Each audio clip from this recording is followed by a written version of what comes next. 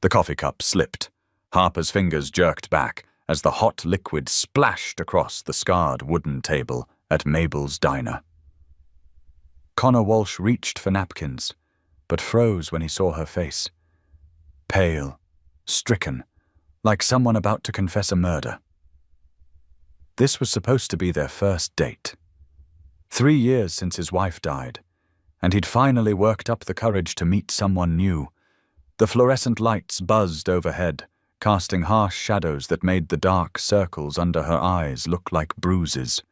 She pressed her back against the vinyl booth, cornered, trapped. Her voice came out raw, barely above a whisper. "Connor, I need to tell you something before this goes any further." She swallowed hard, her knuckles white against the table's edge. "I'm not a virgin.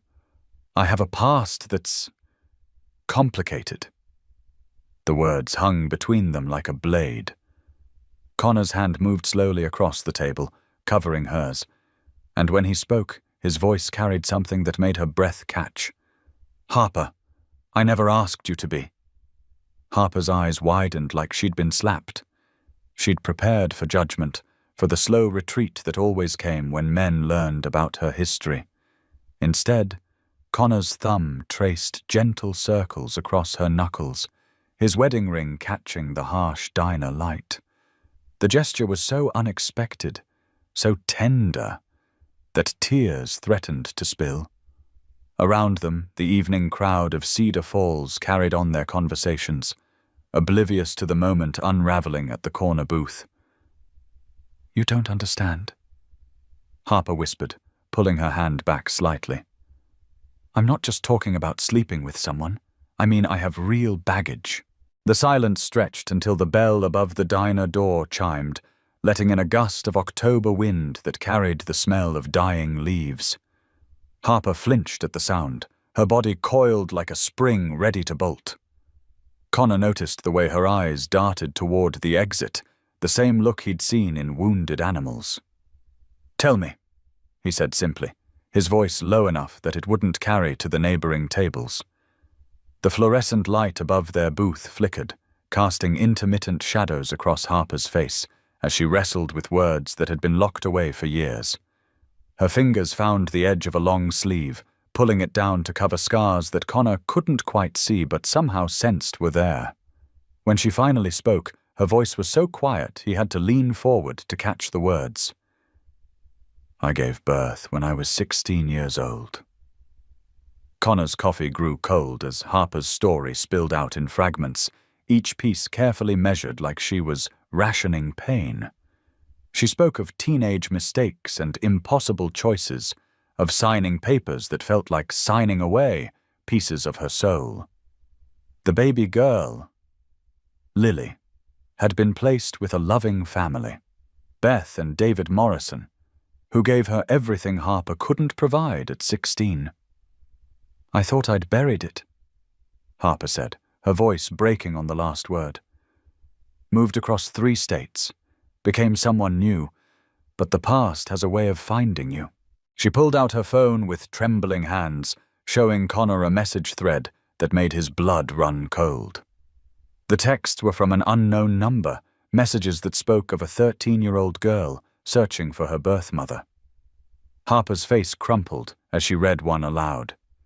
"Why did my real mum give me away? Doesn't she love me?" The weight of Harper's confession settled between them like a third presence at the table. Connor found himself thinking of his own 8-year-old daughter, Mia, tucked safely at home with her grandmother while he attempted this first awkward step back into the world of dating. The irony wasn't lost on him. Here he was, a man who'd spent 3 years devoted entirely to raising his child, sitting across from a woman who'd given hers away.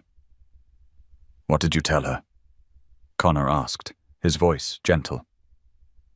Harper's laugh was bitter, sharp enough to cut. "I haven't told her anything. I ran.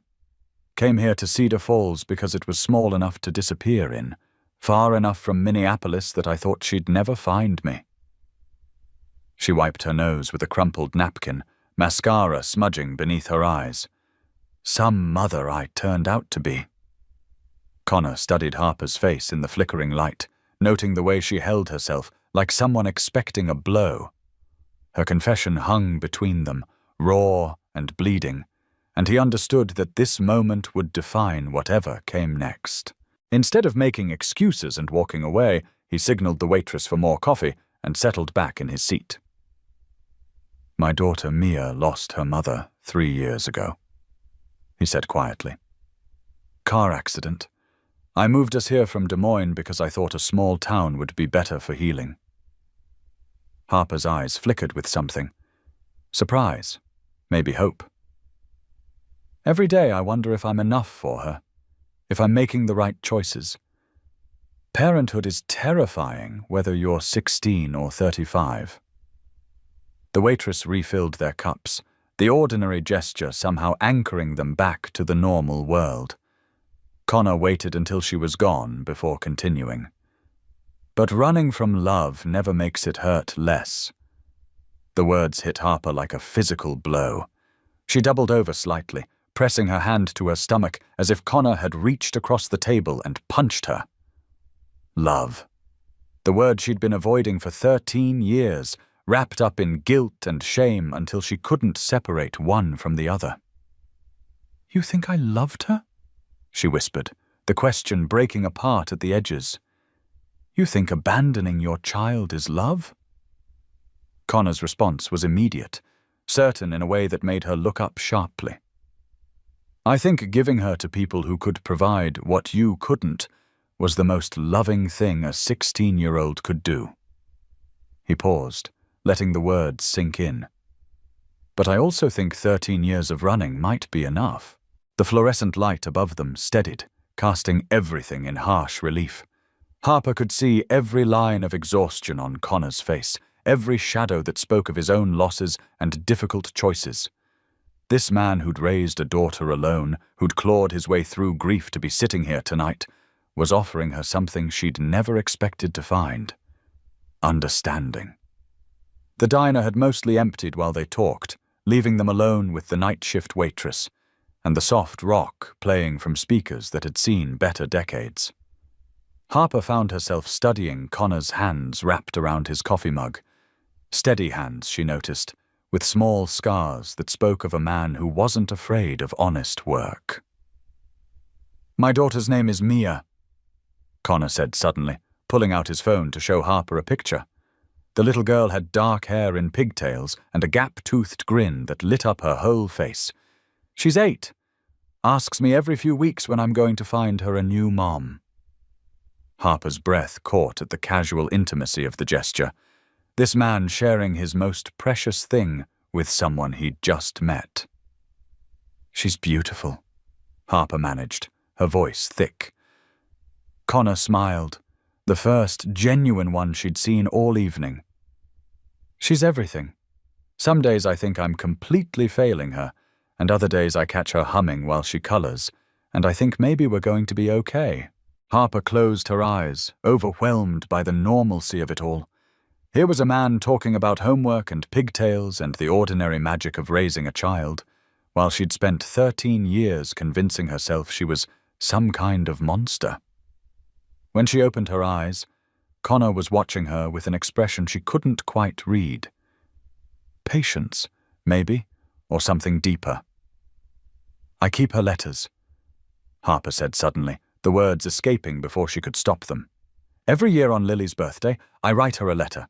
Tell her about what's happening in my life, what I hope she's learning in school, how sorry I am." She pressed her lips together hard enough to leave white marks. "I have 13 letters I've never sent." Connor didn't say anything, but his hand moved across the table again, fingers brushing against hers. The touch was light, barely there, but it grounded her enough to continue. "Beth and David send pictures sometimes, through the lawyer who handled the adoption. Lily playing violin, Lily at science camp, Lily winning a spelling bee." Her voice broke completely. "She looks just like I did at her age, but happier. So much happier." The admission seemed to drain something vital from Harper, leaving her slumped against the vinyl booth like a punctured balloon. Connor watched the fight go out of her, replaced by something that looked almost like relief. The terrible weight of carrying secrets alone was something he understood intimately. "Harper," he said quietly, waiting until she looked at him. "What if she's not looking for someone to blame? What if she just wants to understand?" The question hung between them, dangerous in its simplicity. Harper's fingers found the sleeve of her cardigan again, worrying the fabric like a prayer. Outside, the wind picked up, rattling the diner's windows and sending leaves skittering across the empty parking lot. The sound made both of them glance toward the door, as if the outside world might intrude on this fragile conversation at any moment. When Harper spoke again, her voice was so small, Connor had to strain to hear it. "What if I disappoint her? What if I'm not what she needs?" Connor's answer came without hesitation, carrying the weight of someone who'd wrestled with similar fears in the dark hours after Julia's death. "What if you are exactly what she needs, and you're both too scared to find out?" The words settled into Harper like seeds in fertile ground, taking root despite her best efforts to remain guarded. She could feel something shifting inside her chest, a loosening of the tight knot she'd carried for 13 years. The diner's fluorescent lights hummed overhead, casting everything in stark relief. The coffee rings on the table, the exhaustion written across Connor's features, the possibility that maybe, just maybe, she wasn't the irredeemable failure she'd convinced herself she was. "I don't know how to be someone's mother," Harper whispered. "I don't know how to be anything other than the woman who ran away." Connor smiled then, tired but genuine. "I didn't know how to be a single father either. Still don't, most days. But Mia and I figure it out together, one mistake at a time." The simplicity of it, the idea that love could be built from uncertainty and daily choice, made Harper's chest tighten with something that felt dangerously like hope. Harper's phone buzzed against the table, the sound sharp enough to make them both jump. She glanced at the screen and went rigid, her face draining of color so completely that Connor thought she might faint. "It's her," Harper whispered, her voice barely audible. "It's Lily." The message was simple, devastating in its directness. "I know you live in Cedar Falls now. Please don't run away again. I just want to talk." Connor watched Harper's hands shake as she set the phone down, her breathing shallow and rapid. The past had finally caught up with her, arriving not in the dramatic confrontation she'd feared, but in the quiet desperation of a teenage girl who just wanted answers. "She found me," Harper said, her voice hollow with shock. "After all this time, all these miles, she found me." The diner suddenly felt too small, too bright, the fluorescent lights buzzing like angry insects overhead. Harper's eyes darted toward the exit again, every muscle in her body coiled for flight, but Connor's hand closed gently over hers, anchoring her to the moment.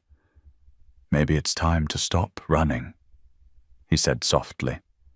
The words hung between them like a challenge, like a promise, like the first tentative step toward something neither of them had dared to hope for. Harper stared at the phone screen, at the words that represented everything she'd been afraid of, and everything she'd secretly wanted for 13 years.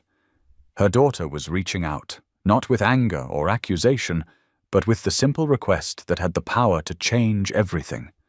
Just to talk. "I don't know how," Harper whispered. But even as she said it, she was crafting a response in her mind. The drive to Connor's house passed in nervous silence. Harper followed his taillights through the quiet neighborhoods of Cedar Falls, her mind spinning with possibilities and worst-case scenarios. She'd called in sick to the clinic where she worked as a nurse, claiming a migraine that wasn't entirely false. Connor had invited her over for coffee and conversation, a chance to think through her options away from the harsh lights and curious stares of the diner.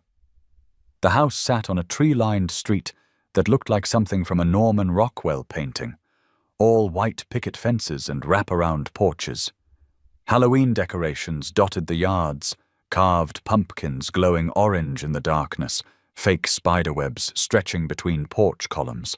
Connor's living room was warm and lived in, full of the comfortable chaos that came with raising a child alone. Mia's art projects covered the refrigerator, her backpack sat abandoned by the front door, and a half-finished puzzle sprawled across the coffee table. Family photos lined the mantel, Connor and Mia at the beach, blowing out birthday candles, reading together on this very couch.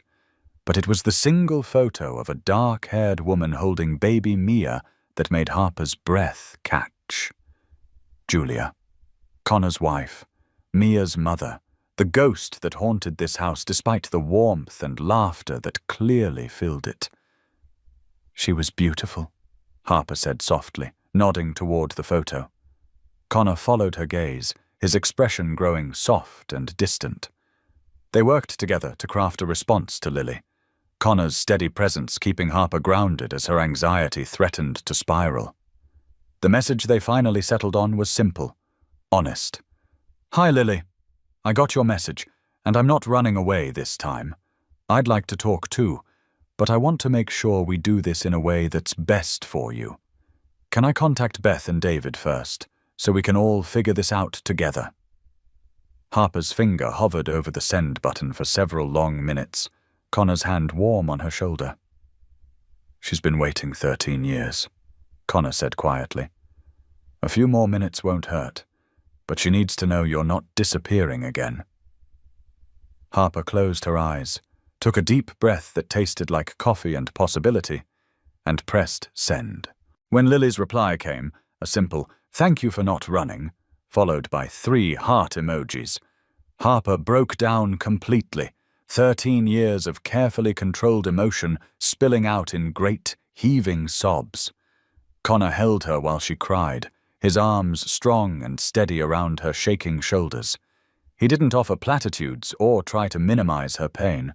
He simply held space for it, understanding that some wounds needed to be felt completely before they could begin to heal. When the worst of the storm had passed, Harper found herself curled against Connor's chest, breathing in the clean scent of his shirt, and marveling at how natural it felt to be held by this man she'd known for less than 24 hours. The weeks that followed took on a rhythm that began to feel almost normal. Harper and Lily spoke every Thursday evening, their conversations growing longer and more natural as they learned to navigate the unique relationship they were building. They progressed to video calls, and Harper got her first real look at her teenage daughter, tall for her age, with Harper's dark hair and serious eyes, but a warm smile that spoke of a childhood filled with love and security. Lily was curious about everything: Harper's job as a nurse, her small apartment in Cedar Falls, her growing relationship with Connor and Mia. She asked questions that were sometimes difficult, but she asked them with such genuine interest that Harper found herself sharing stories she'd never told anyone. Mia Walsh proved to be an unexpected ally in Harper's journey toward reunion. When Connor finally introduced them properly, over pancakes at his kitchen table on a Saturday morning, the 8-year-old studied Harper with the frank curiosity of childhood before delivering her verdict. "You have sad eyes, but nice ones, like Daddy's when he looks at pictures of Mommy." The observation was so astute, so gently delivered, that Harper felt tears prick at her eyes again. This little girl, who'd lost her own mother at 5 years old, seemed to understand something about love and loss that most adults spent years trying to figure out. "Do you think your daughter misses you?"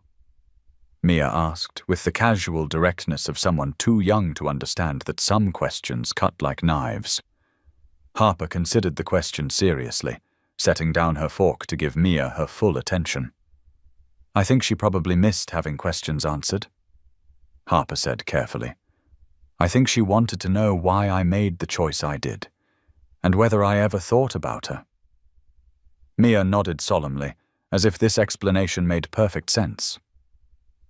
"Daddy says love isn't always about being together.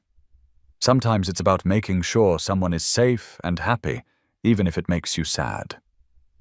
The wisdom of it, delivered in a piping 8-year-old voice over a stack of chocolate chip pancakes, made Harper's chest tight with gratitude for this unexpected family that was slowly weaving itself around her heart. December brought an invitation that changed everything. The Morrisons wanted to meet Harper in person. Beth called on a Tuesday evening, her voice warm but slightly nervous, explaining that Lily had been asking about arranging a face-to-face meeting, and they thought it might be time. "She talks about you constantly," Beth said, and Harper could hear the smile in her voice. David jokes that he's getting jealous of how much she quotes her Harper these days. The meeting was planned for the Saturday before Christmas, neutral territory at a family restaurant in Des Moines that was halfway between Cedar Falls and the Morrisons' home in Ames.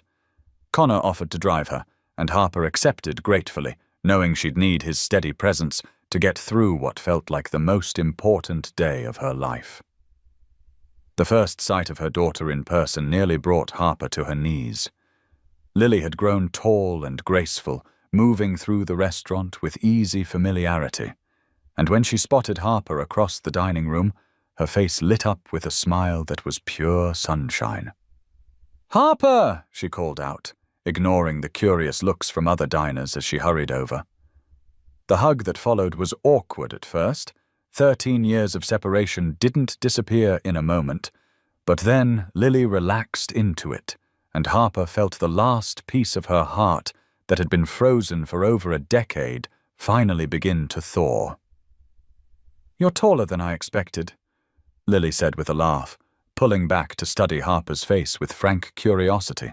The lunch that followed was surprisingly easy, thanks largely to the Morrisons' genuine warmth and Lily's determination to include everyone in the conversation. Beth and David proved to be exactly the kind of people Harper had hoped they'd be: loving, stable, secure enough in their relationship with Lily to welcome Harper without feeling threatened. They showed Harper pictures from Lily's childhood: first steps, lost teeth, school plays, soccer games. Each photo was like a small miracle, filling in pieces of her daughter's life that Harper had only been able to imagine. When Lily asked very gently why Harper had chosen adoption, Harper took a breath and gave her the most honest answer she could manage. "I was 16 and scared, and I loved you too much to let my fear make your life harder than it had to be." There was a long pause, and Harper's heart hammered against her ribs as she waited for judgment or anger. Instead, Lily's voice came back soft and wondering. "So you didn't give me away because you didn't want me? You gave me away because you did want me?" The question was so perfectly, heartbreakingly accurate that Harper had to press her hand over her mouth to muffle a sob. "Yes," she whispered. "I wanted you so much it felt like dying. I just wanted someone else's love for you more than I wanted my own." Lily's eyes filled with tears, but she was smiling too, reaching across the table to squeeze Harper's hand. "I'm glad you loved me," she said simply. "Even if you couldn't keep me, I'm glad you loved me." Spring brought Connor's proposal, delivered not with grand gestures or elaborate planning, but on an ordinary Tuesday evening as they cleaned up after dinner. Mia was in the living room, supposedly doing homework but actually trying to teach Harper's old stuffed elephant to play checkers, and Harper was washing dishes while Connor dried. "Harper," Connor said suddenly, setting down the dish towel and turning to face her fully. "I want to marry you." The words were simple, matter-of-fact, delivered with the same steady certainty he brought to everything important in his life. Harper's hands stilled in the soapy water, her heart hammering against her ribs as she processed what he'd said. "I want to marry you," he repeated, stepping closer. "I want Lily to have a stepfather who loves her because she's part of you. I want Mia to have a stepmother who understands what it means to love a child enough to make impossible choices. I want us to be a family, officially and legally and in every way that matters." Harper turned to face him fully, soap bubbles still clinging to her hands, and felt the last piece of her heart that had been holding back finally surrender completely. This man who'd found her in a diner booth 6 months ago, convinced she was unworthy of love, was offering her everything she'd never dared to dream of. A family, a future, a place to belong that didn't depend on perfection, but on the daily choice to show up and love each other through whatever came next. The wedding was small, held in Connor's backyard on a Saturday in June when the Iowa summer was at its most generous. Lily served as maid of honor, radiant in a blue dress that brought out her eyes, while Mia scattered flower petals with the serious concentration of someone entrusted with a very important job. Beth and David came, along with Connor's parents and a handful of close friends, but the ceremony felt intimate and perfect in its simplicity. When the minister asked who gave Harper to be married, both Lily and Mia stepped forward together, a gesture they'd planned in secret that made every adult in attendance tear up. "We do," they said in unison, their voices clear and proud. The vows Harper and Connor exchanged were personal, honest, full of promises about building a life together that honored both their past losses and their current love. 2 years later, Harper stood in the kitchen of the house she and Connor had bought together, preparing Thanksgiving dinner for their wonderfully complicated family. Lily, now 15 and taller than Harper, was mashing potatoes while regaling everyone with stories from her high school drama club. Mia, 10 now and full of opinions about everything, was setting the table with mathematical precision while arguing with Connor about whether stuffing counted as a vegetable. The chaos was beautiful, domestic, exactly the kind of scene Harper had never allowed herself to imagine during those 13 years of careful emotional distance. Beth and David would arrive within the hour, along with Connor's parents. The integration of all these different relationships had taken time and patience, but somehow it worked. As the evening wound down and guests began to drift toward their cars, Harper found herself standing in the doorway of her kitchen, watching Connor load the dishwasher while Lily and Mia argued over the last piece of pie. The scene was ordinary, beautiful in its everyday magic, and Harper felt a deep sense of gratitude for the long chain of choices that had led her here. Choosing adoption for Lily, choosing to stay in Cedar Falls instead of running again, choosing to answer Connor's gentle questions in that diner booth, choosing to trust that love could be bigger than fear, that families could be built in unconventional ways, that redemption was possible for people brave enough to believe they deserved it. "What are you thinking about?" Connor asked, appearing at her elbow with a dish towel in his hands and that familiar, patient smile on his face. Harper leaned into his warmth, breathing in the scent of his cologne mixed with turkey and contentment. "I'm thinking about how different everything is from 5 years ago," she said. "How impossible this would have seemed then." Connor's arm tightened around her waist, pulling her closer. "What would you tell that woman in the diner if you could talk to her now?" he asked. Harper considered the question, thinking of the scared, lonely person she'd been that night, convinced she was too damaged for happiness. "I'd tell her that love isn't about being perfect," she said finally. "It's about being brave enough to show up and try again, even when trying feels impossible." Later, as she and Connor prepared for bed in the house they'd chosen together, Harper caught sight of herself in the bathroom mirror and paused. The woman looking back at her was different from the one who'd sat in that diner booth 3 years ago, terrified of her own history. This woman looked settled, confident, loved. She looked, Harper realized with surprise, like someone who belonged exactly where she was. "Happy?" Connor asked, appearing behind her in the mirror, his hands settling on her shoulders with familiar warmth. Harper leaned back against his chest, feeling the solid reality of his presence, the weight of the rings on both their left hands, the quiet satisfaction of a life well chosen.